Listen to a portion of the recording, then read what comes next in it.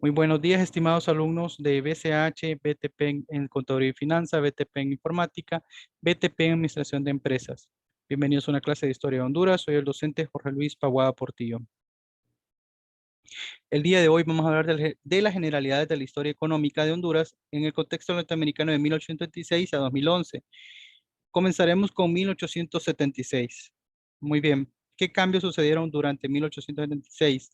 Durante este año vamos a hablar de cambios económicos, políticos que sufre nuestro país y también parte de Centroamérica.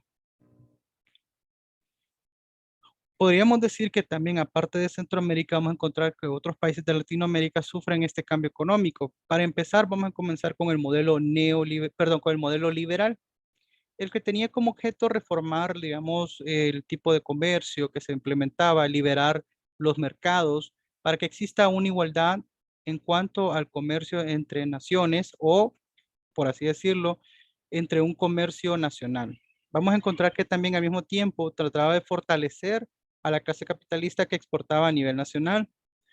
Debemos de recordar que para el momento que se implementa el modelo liberal, vamos a encontrar problemas en cuanto al económico, vamos a encontrar problemas en cuanto a la liberación de los mercados, los cuales están en base o en manos de un monopolio.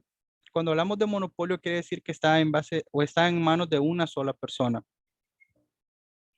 Muy bien, para los procesos de reforma liberales se dieron con mayor profundidad entre 1882 para El Salvador, para Guatemala en 1871, para Costa Rica en 1841. Por así decirlo, en estos países no se dio mayor necesidad que más implementarlo. En el caso de Honduras y Nicaragua sí se dieron muchas guerras civiles, un control extranjero exageradamente fuerte. ¿Por qué hablamos de control económico de algunos extranjeros? Vamos a hablar que ellos controlaban las exportaciones, la minería, el banano, entre otras cosas. Deben de recordar que para en este momento Honduras está tratando de salir de la crisis, está tratando de salir igual que Nicaragua hacia adelante. Cae en manos de las exportaciones de Estados Unidos porque a continuación, vamos a ver que presenta unas ciertas situaciones en las cuales él considera que debe de intervenir en estos países para lograr ayudar. Muy bien, alguna de esas tantas situaciones que Estados Unidos implementa para apropiarse de ciertas actitudes, digamos, en cuanto a lo político y lo económico de nuestro país, es que decía que había ciudadanos de ellos viviendo en Honduras, viviendo en Nicaragua, viviendo en parte de Centroamérica y Latinoamérica, y que tenían que ayudar para que estos no sufrieran daño alguno. También estaba la relación de inestabilidad del Estado o del país, que consideraba a Estados Unidos como que podía ayudar, pero básicamente era una forma de controlar, porque también está el tercer punto y el que era el más importante para ese momento, es y sigue siendo el interés económico de Estados Unidos por las empresas que mantenía en Latinoamérica. Debemos recordar que esta fue como la pirámide o la base de la pirámide que usa Estados Unidos para decir que debe de intervenir en cuanto a la economía, en cuanto a la política de un país. Debemos de recordar que para estos momentos parte de Latinoamérica se ve influenciada por los problemas económicos que lo abruman y necesita básicamente un capital o que inyecten capital a su economía.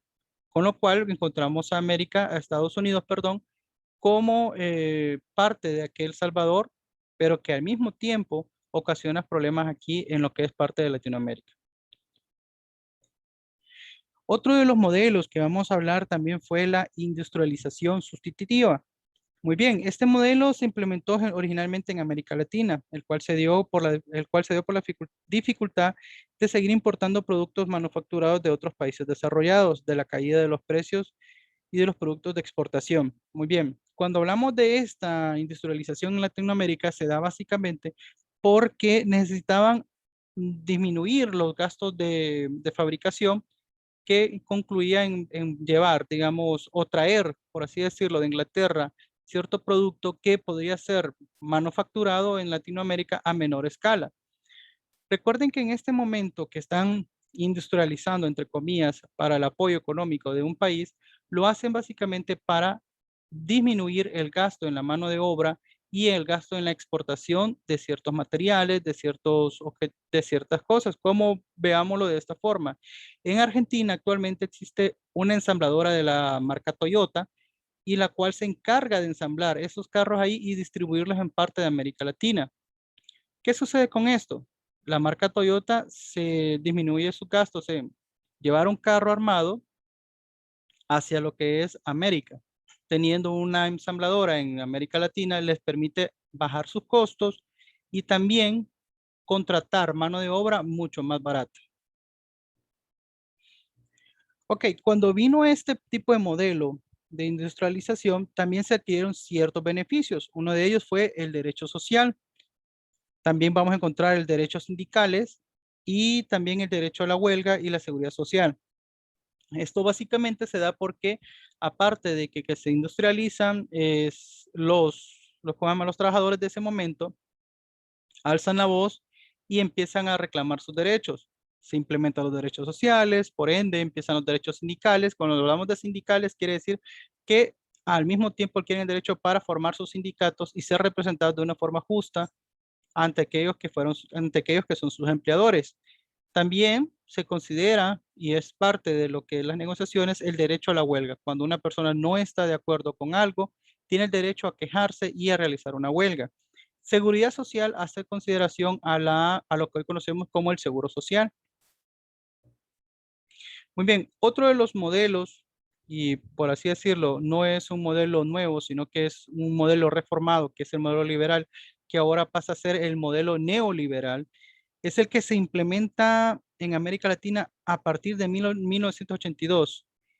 Este fue, como por así decirlo, el estallido de la llamada crisis de la deuda externa. Cuando empieza la deuda externa en muchos de los países de América Latina, se empieza a implementar este modelo reformado de liberal al neoliberal para poder llegar a conciliar bueno, a balancear un poco la economía de ciertos países latinoamericanos que se ven afectados por diversas situaciones. Debemos de recordar que el modelo neoliberal también trata de liberar los mercados, causar economía justa, donde podamos encontrar que los mercados puedan ser básicamente abiertos para todo el sector económico. También vamos a decir que algunas de las estrategias que los neoliberales siguieron para que se considerara un desarrollo en Latinoamérica fueron las siguientes. Muy bien, algunas de las estrategias fue las siguientes: desregularización, privatización y restauración.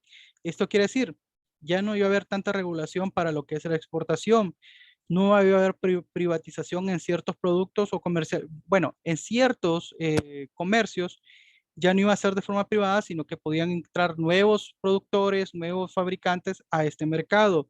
Y la restauración de ciertos niveles económicos para que entraran estas personas. También la eliminación del proteccionismo y orientación hacia las exportaciones. Esto se considera como protección por parte del Estado y la orientación a las exportaciones. ¿Qué quiere decir esto? Básicamente en ese momento el Estado era quien controlaba qué es lo que se iba a producir, qué es lo que se iba a exportar. Cuando se libera o se trata de liberar esta parte del mercado, ayuda grandemente a la economía a exportar nuevos productos que puedan generar nuevos empleos. La estabilidad económica a corto plazo. Parte del modelo neoliberal ya no era ver todo a largo plazo. ¿Qué quiere decir? Que ya no miraba como necesario que la economía se restaurara dentro, digamos, unos 100 años, por así decirlo, sino que ahora lo consideraba un tiempo menor y con menos procesos que podrían considerarse engorrosos. También el ajuste estructural. El ajuste estructural fue básicamente el ajuste a nivel de economía y política de cada uno de los países. Muy bien, para la asignación del día de hoy vamos a escribir cuáles fueron los 3 modelos históricos de desarrollo implementados en Latinoamérica desde el último tercio del siglo XIX, cuáles fueron las estrategias a seguir por los neoliberales para el desarrollo, cuáles son las características esenciales del modelo liberal, y van a resumir en no menos de 10 renglones y un máximo, vamos a dejarlo como un máximo también de 10 renglones, las características generales del modelo industrializado sustitutiva. Cualquier pregunta o cualquier duda que tengan la pueden hacer llegar. Muchas gracias por su atención.